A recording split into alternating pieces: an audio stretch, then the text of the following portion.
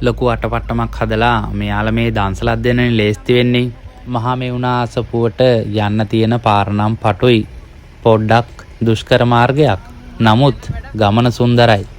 එහෙම තමයි. ලස්සන තැන් වලට යන්න පොඩ්ඩක් අමාරුයි. ඉතින් මෙන්න මේ දර්ශනය ගොඩාක් මගේ හිත ගත්තා. ඉතින් අපි දැන් මේ අසපුව ළඟටම ඇවිල්ලා ඉන්නේ. කඳු මුදුනක පිහිටලා තියෙන මෙම අසපුව වටෙන්ම අපිට අලංකාර දර්ශන ගෙනෙනවා. ඉතින් ඔන්න මල් දන්සලකින් මලකුත් ගත්තා. අපි දැන් මේ ඇවිල්ලා ඉන්නේ කුඹල් වෙලා තියෙන මහා මෙවුනා අසපුවට. ඇල්ල කඳුකරේ සෝබාදහමත් සමග එකතු වී ඇති මෙම අසපුව නිස්කලංක බව සහ ආධ්‍යාත්මික පරිසරය නිසා බොහෝ දෙනාගේ ගෞරවයට පාත්‍ර වූ ස්ථානයක්.